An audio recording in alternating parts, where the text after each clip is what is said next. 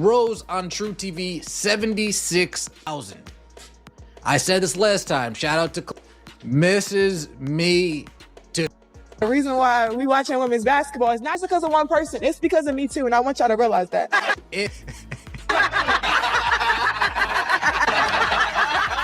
Angel Reese has become the center of attention once again.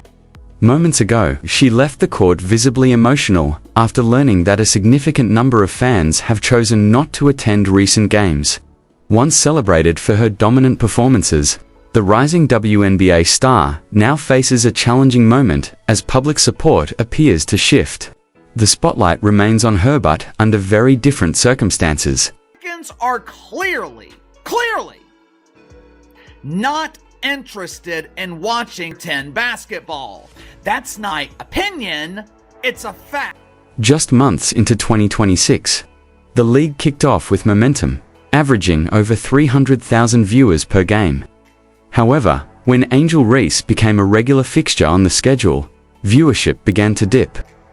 Games featuring her have recently struggled to reach even 90,000 to 100,000 viewers.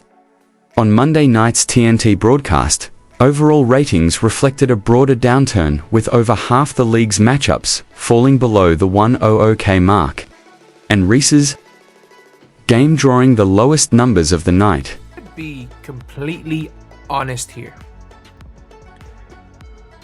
it is a league first and foremost, and the most important thing is the league long term is going to be profitable, or at least it looks as the potential to be. Otherwise, once that TV deal is done in years, it's over. And right now, this has not been the greatest look. Cameras captured Angel Reese visibly enraged. She slammed her hand on the scorer's table, yelled at supporters, and stormed off the court. Social media erupted immediately with declarations like, "We're done watching Angel.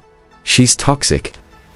On live television, Stephen A. Smith unleashed a blistering critique, declaring, "She's not Caitlin Clark," and arguing she isn't. Boosting league Meryl Onstead, he's saying she's alienating fans. Averaging 204,000 viewers to date. Monday, there were 2 more games broadcast on TNT. The first game was between the Vinyl and the Phantom. Interesting choice of words, Phantom. It perfectly describes their ratings. Their audience is a ghost. They literally cannot find people willing. But the fallout goes beyond empty seats. It's become a cultural flashpoint.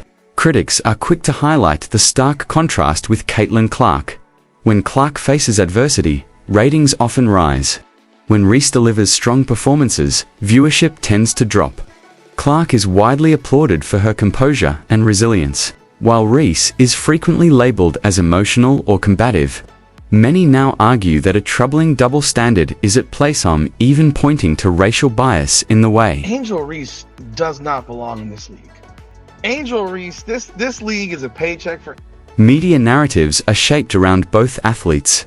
Stephen A. Smith didn't hold back. On First Take, he remarked, "Angel Reese isn't built for the spotlight. She's not the franchise savior she believes she is." The segment quickly went viral, racking up over 367,000 views.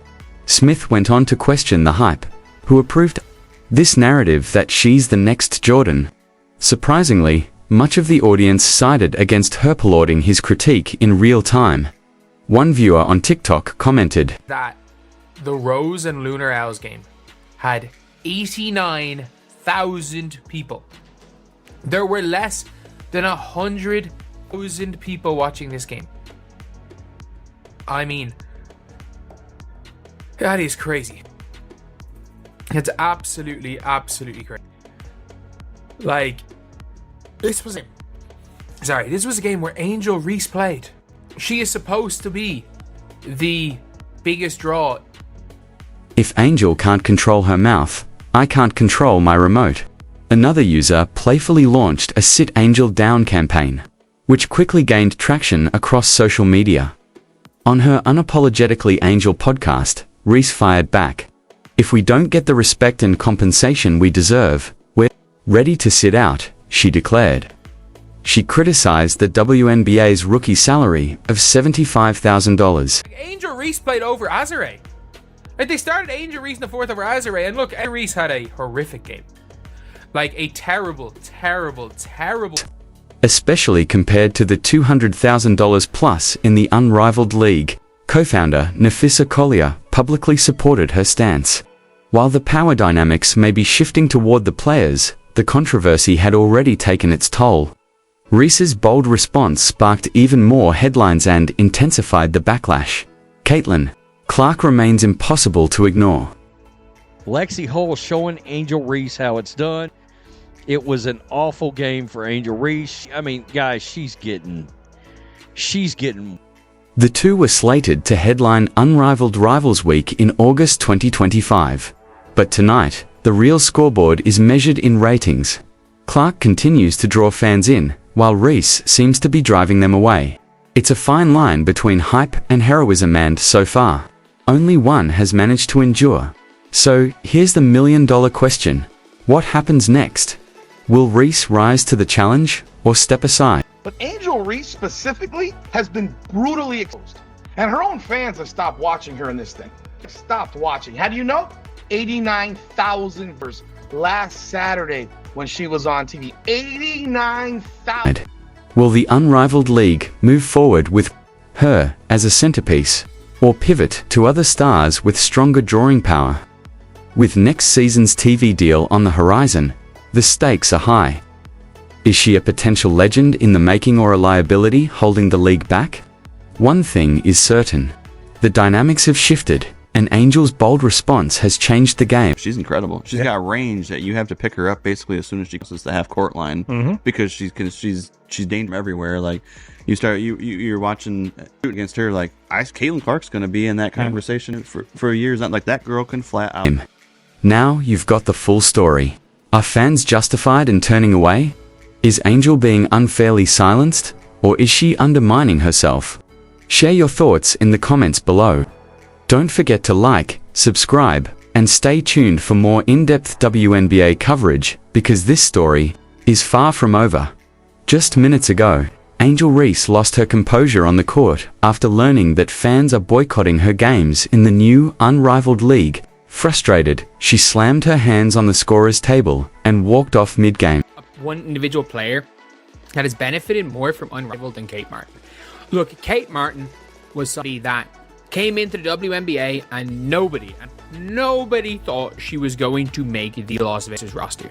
Like, the Las Vegas Aces drafted 3 players. Obviously, Litley was injured.